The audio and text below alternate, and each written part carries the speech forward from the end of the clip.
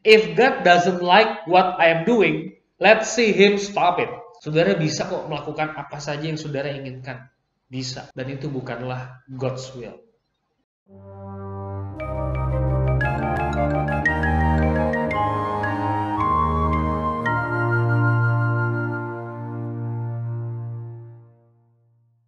Shalom, saudara-saudara. Pada hari ini saya ingin merefleksikan Yesaya pasal yang kelima, ayat 1 sampai ayat yang ke-7.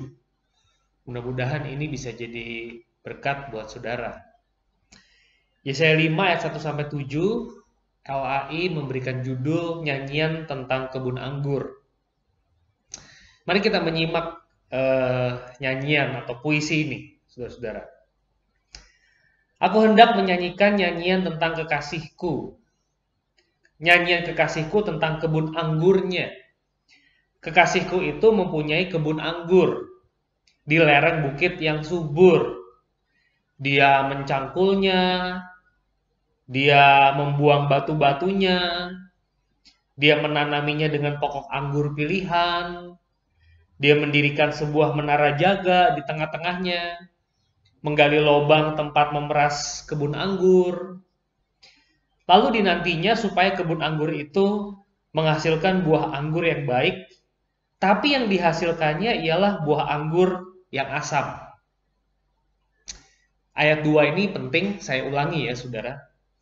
Kekasihnya itu dia mencangkul, membuang batu-batunya, jadi kebun anggurnya itu dicangkul, dibuang batu-batunya, biar kebun anggurnya itu cakep, biar kebun anggurnya itu fruitful gitu ya. Ditanami dengan pokok anggur pilihan, nggak sembarangan di situ. Dia kasih menara jaga di tengah-tengahnya. Dia menggali lubang tempat memeras anggur. Semuanya itu dilakukan supaya menghasilkan buah anggur yang baik. Gitu ya. Tapi yang dihasilkan ialah buah anggur yang asam. Maka sekarang hai penduduk Yerusalem dan orang Yehuda, adililah antara aku dan kebun anggurku.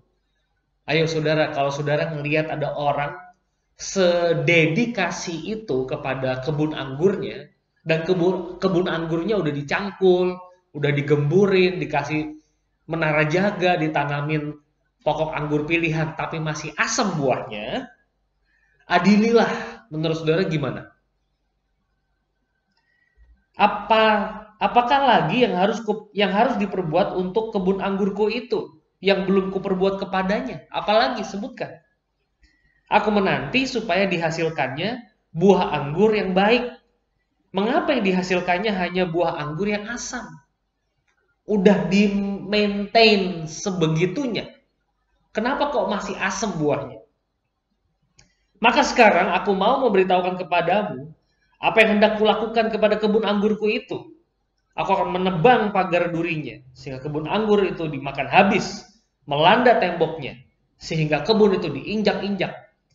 Aku akan membuatnya ditumbuhi semak-semak, tidak dirantingi, tidak disiangi, sehingga tumbuh putri malu dan rumput. Aku akan perintahkan awan-awan supaya jangan diturunkannya hujan ke atasnya. Sebab kebun anggur Tuhan semesta alam ialah kaum Israel.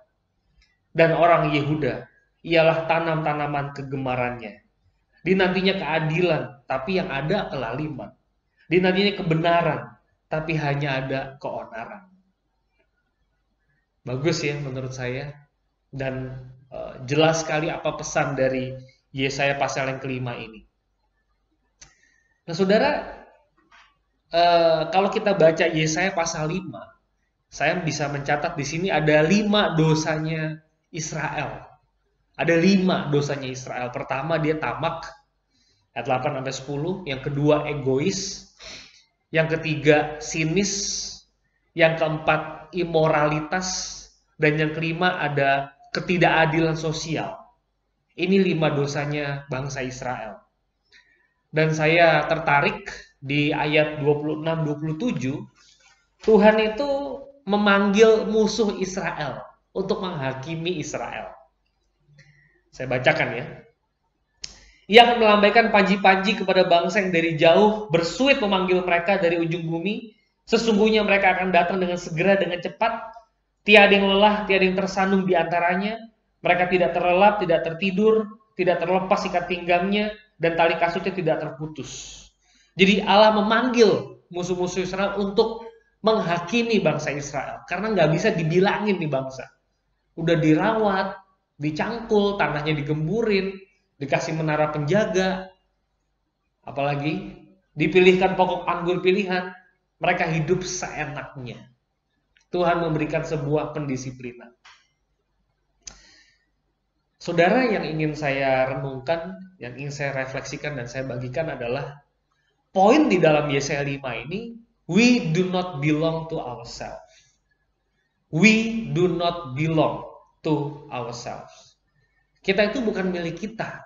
Dan kita tidak bisa melakukan segala sesuatu semau-maunya kita, suka-suka saya. Nggak bisa seperti itu. Kita tuh miliknya Tuhan. Kita itu kebun anggurnya Tuhan. Dia yang menanam kita, dia yang merawat kita, dia yang bukan maintain ya, tapi dia nurturing kita, dia mengasuh kita. Maka kita harus hidup mengikuti apa yang dia inginkan. Saudara nggak bisa menikah dengan semua orang yang saudara inginkan. Saudara menyatu dengan orang yang bukan anak Tuhan. Saudara menikah dengan orang yang sejenis. Saudara, saya tidak anti dengan homoseksual, LGBT. Mereka orang yang harus diterima dan hak-haknya harus diakomodir.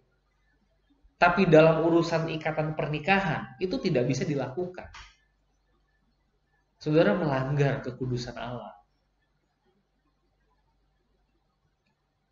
Saya ingat, saudara, satu peribahasa,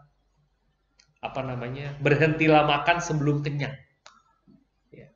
Kita all you can eat but you can't eat all. Semua bisa kita makan, tapi kita nggak bisa makan semuanya. Berhentilah makan sebelum kenyang. Menarik ya. Kalau kita mau jadi orang yang sehat, kita boleh makan apa saja, tapi berhenti sebelum kita kenyang. Manusia itu punya keinginan untuk satisfied, puas, lega, menginginkan satisfaction. Tapi kalau kita makan terlalu kenyang, kita jadi obesitas. Ya. Saya mendengar orang-orang pada ngomong nih sekarang ya, untuk meningkatkan imunitas kita makan yang banyak. Apa aja yang kita mau makan, kita makan. Di saat yang sama, bukan hanya imunitas yang bertambah, yang kita capai, tapi juga obesitas. Kita boleh makan apa saja, tapi nggak semuanya kita bisa makan. Nggak semua. Hidup ini ada batasan, ada boundaries. Karena kita ini kebun anggurnya Tuhan. Kita mesti ngikutin dia yang nanam kita, yang nurturing kita. Itu yang saya mau sampaikan. Saya tertarik juga, ini sedikit mungkin kayak PA ya, teman-teman, saudara-saudara, di ayat 18. Yesaya 5 ayat 18, saudara bisa melihat, dan 19. Celakalah mereka yang memancing kesalahan dengan tali kedustaan, dan dosa seperti dengan tali gerobak. Yang berkata, baiklah Allah lekas-lekas dan cepat-cepat melakukan tindakannya, supaya kita lihat. Dan baiklah keputusan yang Maha Kudus Allah Israel datang mendekat, supaya kita tahu. Perhatikan sekali lagi, mereka itu ngomong, Allah cepet-cepet deh, lekas-lekas melakukan tindakannya supaya kita lihat, supaya kita tahu keputusan yang maha tinggi itu apa. Ini namanya dosa sinisme, saudara. If God doesn't like what I am doing, let's see Him stop it. Kalau Tuhan gak suka apa yang saya lakukan, nanti juga berhenti, gak akan terjadi itu. Kita lihat aja Tuhan melarang apa enggak. Kalau nggak terjadi ya Tuhan larang kok. Kita lihat aja. Kita tunggu aja Tuhan nanti dia bertindak apa enggak. Saudara, saya rasa hidup ini nggak bisa seperti ini ya. Suka-suka, maksudnya terserah Tuhan aja nanti terjadi kok kalau Tuhan nggak inginkan, nggak juga. Banyak hal di dunia ini yang terjadi dan itu bukan God's will. Banyak. Saudara bisa kok melakukan apa saja yang saudara inginkan. Bisa. Dan itu bukanlah God's will. Saudara, saya pikir nggak bisa pakai falsafah ayat 18 dan 19 seperti ini. Ya kalau Tuhan larang juga nggak akan terjadi kok. Kalau Tuhan larang juga nggak akan terjadi. Nggak juga. Saudara dan saya harus membatasi diri. Harus menjaga diri kita baik-baik. Saya akan tutup dengan beberapa buah pernyataan, saudara ya. The salt will have lost its saltiness, indeed, and we will deserve the logical conclusion Jesus declared, being thrown out. Garam yang kehilangan keasinan itu akan pantas dibuang, gak ada gunanya lagi. Kalau saudara dan saya adalah garam dan terang dunia, kebun anggurnya Tuhan, kita mesti punya rasa, memberikan cita rasa kepada dunia ini. Nggak apatis, skeptis. Ya nanti juga kalau emang Tuhan nggak berkenan juga nggak terjadi kok.